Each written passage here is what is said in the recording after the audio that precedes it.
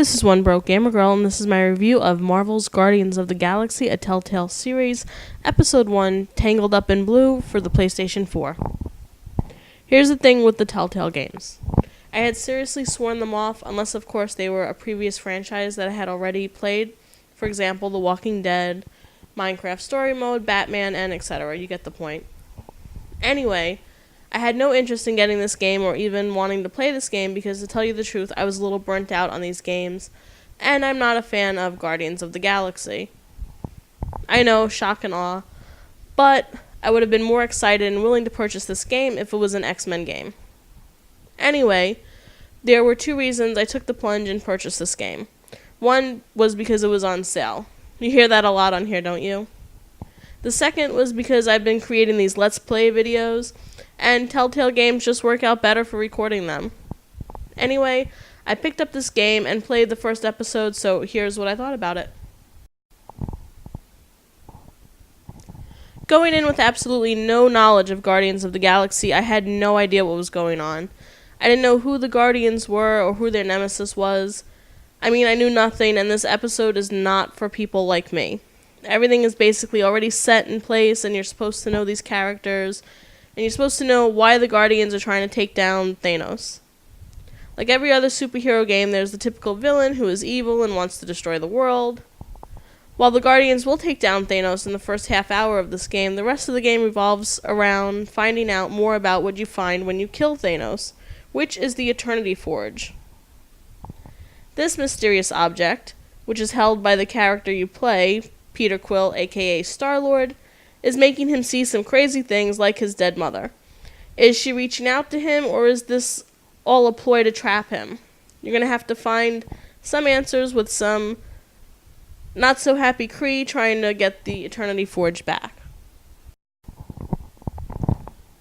While for me it was a little difficult at times to follow the plot of the game, I did find the character interactions interesting. While you play as Peter, you'll sometimes be able to play as the other characters, which are Gamora, Drax, Rocket Raccoon, and Groot. Mostly you'll get to play these other characters during the action sequences, but when you're on your ship, you'll get to interact with them. Emotions always seem to be high, and if you say the wrong thing at the wrong time, it seems like it can ruin everything since everyone will remember that you said that. Towards the end, I was able to catch onto the story a little bit more and find some enjoyment to it, and now I'm curious as to what the Eternity Forge actually does and why the Kree want it so badly. I am Groot. Hilarious or not so much. I might get a lot of hate for this, but I really don't understand the whole I am Groot thing. I don't find it all that funny, and actually cringe when I have to interact with him. If it's supposed to be funny, I'm really not getting that vibe from it, and it's more like I roll my eyes at every scene that involves the, I am Groot line, which is quite often with this game. I have to give credit where credit is due, and Telltale deserves a lot of credit for this game because of how smooth it plays. From the action sequences to the overall gameplay, there wasn't one flaw I could find for this game, and believe me, I search for them, because anytime I can get to call Telltale out on their crap, I do.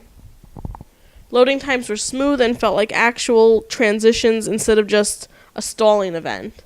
QuickTime events were responsive and worked really well for this game and the action sequences. There were also no bugs or glitches for this episode. I did have a bit of a problem with the graphics for this game, unfortunately.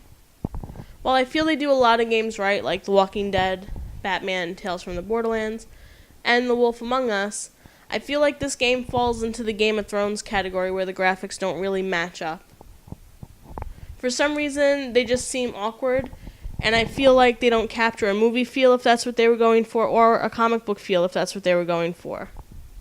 The characters and areas are too cartoonish for my taste, and I feel like this is one of those games where the graphics fail. Great music, great for the game, not so great for YouTube though. I'm really enjoying the music for this game because it kind of sets the mood and goes with the game. Even after playing the game, I find certain songs stuck in my head for a little while later, or I'll find myself humming Hall & Oates' You Make My Dreams. While this is great for the game, it really sucks for my Let's Play series because of copyright claims, which means that I can't get paid for advertisements. This is fine by me though, because the game would suffer without the music. If I lose a few bucks, I lose a few bucks. Finish this episode and you'll get yourself the typical 6 trophies that you get with each episode of a Telltale game. Just play the game from start to finish in order to get the trophies, with nothing special needing to be done. Once you finish all 5 episodes, you'll have a new platinum trophy to add to your collection.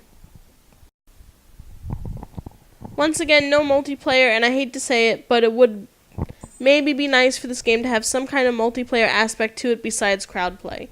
Anyway, I still haven't hooked up crowd play because after thinking about it, it's kind of my game and my story, so I wouldn't want someone telling me which decisions they think I should make. If I say the wrong thing, it should be because I chose to say the wrong thing. Overall, I give this episode a 3 out of 5. Here's what's great about this episode. It's a good start to the series with a storyline that seems somewhat interesting at the moment. Also, Telltale worked really hard to get this game done right, and it worked because there were no loading issues or other common Telltale issues, and the game ran smoothly. Not to mention, it's fun to interact with the rest of the Guardians who all seem emotionally needy in some way. Here's what's not so great about this episode. The story was and will continue to be confusing for people that have no knowledge of the Guardians of the Galaxy, as the story heavily requires you to know who these people are and what they do. Also, there is the fact that the graphics really don't match up to the game, and it's really a downfall of this episode because it sometimes becomes a distraction. While there are 3 episodes currently released, I would say that if you're burnt out on Telltale games, to give this one a pass for now, at least until all the episodes are released or it goes on sale again. If you're a mega Guardians of the Galaxy fan, you'll probably want to play this one and live out your Guardian of the Galaxy dreams. I'm pretty interested to see where this is going, and luckily I have the next 2 episodes, so I'll be playing them as soon as possible.